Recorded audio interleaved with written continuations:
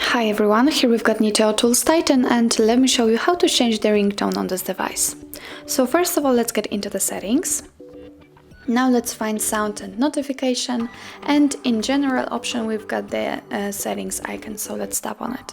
As you can see here, we've got the phone ringtone and notification sound, so we can customize both.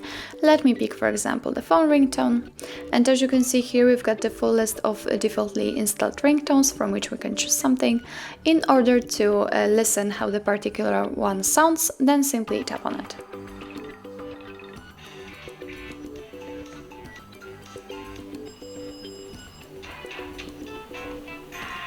And if you are ready, if you have chosen something, then simply tap on it and click on OK.